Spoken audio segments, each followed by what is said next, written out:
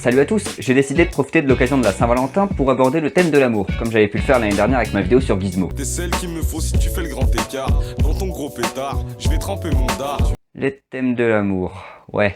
Et cette fois-ci, on va s'intéresser à un jeu sorti sur DS en 2004, l'année de ma naissance. Comme quoi, un malheur n'arrive jamais seul. Ce jeu, c'est Project Rub, développé par la fameuse Sonic Team. Alors, comment j'ai découvert ce jeu? Eh ben, ça remonte à 1 an, lors d'une brocante en Normandie. On regardait un stand de jeux vidéo avec ma cousine et on est tombé sur ce jeu. Au départ, il y avait de quoi se méfier entre la jaquette un peu difficile à assumer et la phrase au dos. Frotter, souffler, toucher, crier. Il ne suffit plus d'appuyer sur un bouton pour prendre les choses en main. Du coup, on l'a pas acheté, mais comme on est deux fans de joueurs du grenier, on a une certaine curiosité en ce qui concerne les jeux bizarres. On est donc allé chercher des infos sur internet et on a lu la description Wikipédia. Project Rub suit les tribulations d'un homme qui rencontre une fille dont il tombe instantanément amoureux. Il tente de la séduire, allant de gestes romantiques jusqu'à la protéger d'une ruée de taureaux. Alors qu'il œuvre à la conquérir, il est encouragé par un groupe d'hommes avec des oreilles de lapin. Néanmoins, il est également poursuivi par un rival romantique en lice pour l'affection de la jeune fille, employant son intelligence et une technologie incroyable dans le but de lui subtiliser sa dulcinée. On pouvait pas laisser passer l'occasion de voir ça de nos propres yeux, donc Comme vous l'avez compris, c'est un jeu de romance, et le système de jeu c'est un ensemble de mini-jeux reliés par l'histoire de jeunes hommes amoureux. L'intérêt de ces mini-jeux c'est qu'ils utilisent à fond les fonctionnalités de la DS, que ce soit l'écran tactile ou le microphone, et ce de façon plutôt inventive, c'est assez recherché. Et honnêtement, c'est réussi.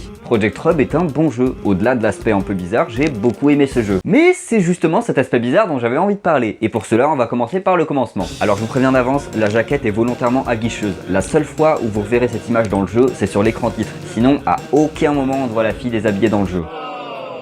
Bande de pervers. Donc le jeu commence dans ce qui semble être une salle de cinéma où des personnages avec des oreilles de lapin regardent un film dans lequel un jeune homme croise une femme dont il tombe amoureux. Et visiblement le film ne leur plaît pas puisqu'ils sortent de la salle pour s'incruster dans le film et l'aider à la séduire. Moi je rêverais de pouvoir intervenir dans les films et d'aider les personnages. Viens petite sœur, allons vivre seuls dans un abri atomique abandonné. Non, c'est vraiment pas une bonne idée. D'accord.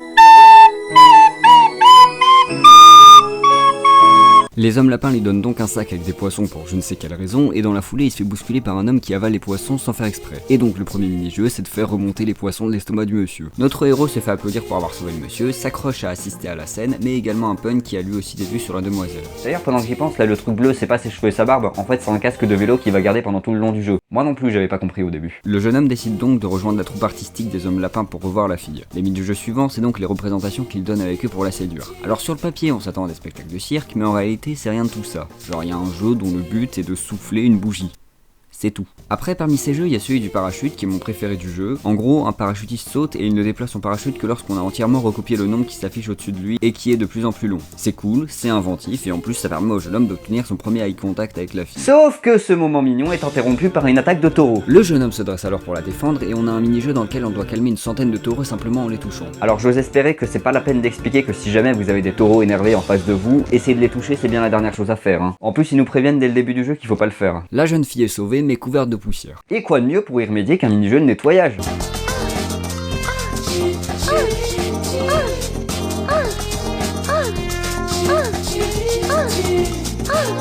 Je crois qu'ils ont inversé les dossiers de bruitage, hein, je vois pas d'autre explication. Donc, après avoir frotté la fille, je recommence. Après avoir aidé la jeune fille à se nettoyer, l'attirance augmente, et nouvelle série de spectacles pour l'impressionner davantage au travers de mini-jeux tels qu'un bowling urbain humain et le sauvetage de personnes menacées par un scarabée géant. Mais on aura aussi le premier spectacle de cirque digne de ce nom avec un mini-jeu de monocycle.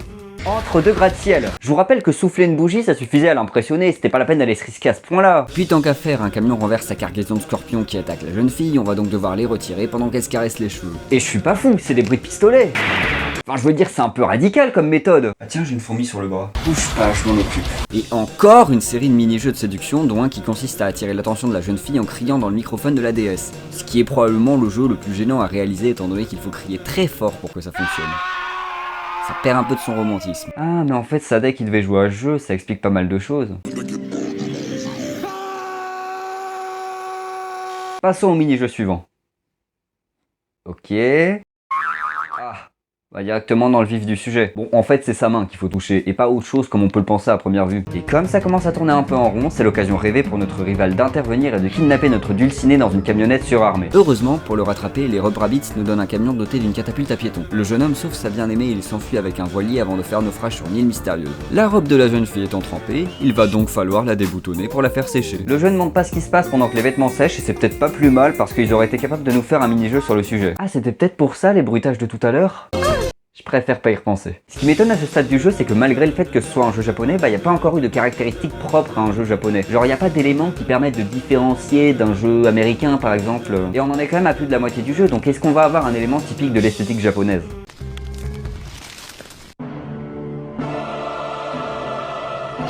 Ok, je retire ce que j'ai dit. La jeune fille est kidnappée par une plante carnivore géante, donc bataille de boss. Encore une fois, on va essayer de ne pas rendre les bruitages plus bizarres qu'ils ne le sont déjà. Bon bah c'est raté. On crame la plante, la jeune fille est sauvée mais se refait kidnapper tout aussi sec par notre rival en hélicoptère. Et les Rub Rabbits nous apportent un moyen de transport exceptionnel pour partir à la poursuite de ce fifrelin. Un monocycle. On enchaîne avec un mini-jeu où on doit garder le monocycle en équilibre sur la route. Mais attends, quoi? Depuis le début, il y avait une route. Depuis le début, on aurait pu quitter l'île. Ça veut dire qu'au lieu de danser, on aurait pu partir depuis le début. On aurait pu échapper à la plante carnivore. Surtout que ce jeu demande un certain niveau de concentration et de sang-froid avec des passages un peu techniques, sauf qu'ils s'enchaînent directement avec la plante carnivore et à ce moment-là, tu as perdu toute ta concentration et ton sang-froid. Enfin bref, on arrive à la forteresse de notre ennemi, on s'infiltre dedans avec les Rub Rabbits et on se fait piéger dans une pièce qui se remplit de gaz cauchemardesque. Et quels sont les effets de ce gaz, me direz-vous? Eh bien, il nous fait revivre les 3 batailles de boss du jeu, c'est-à-dire les taureaux, la poursuite en voiture et la putain de plante carnivore. Je vous jure que le titre cauchemar ne pouvait pas être mieux choisi. Après ça, le jeune homme se réveille et voit sa copine kidnappée par un robot géant, et la force de son amour lui confère la puissance pour se libérer de ses entraves et aller niquer sa race au peluche. Et c'est ce moment que choisissent les Rub Rabbits pour lui apporter un robot géant. Mais y avait pas moyen de l'avoir plus tôt, genre au moment de poursuivre l'hélicoptère? On détruit le robot et le méchant dévoile son ultime technique, sa crête qui produit des rayons électriques. Et là, grand moment de révélation, notre héros retire son casque et révèle une crête dotée des mêmes capacités. Surprise, les baisers de mer. Petit combat électrique qui se termine par le sacrifice de la jeune fille pour protéger son copain, et qui meurt. Alors franchement, cette scène est plutôt bien réalisée, les images et les bruitages sont bien choisis et l'absence totale de musique crée une ambiance particulière. Maintenant, dans la réalité, quand on vient de passer l'intégralité du jeu à essayer de la sauver et qu'au final elle meurt...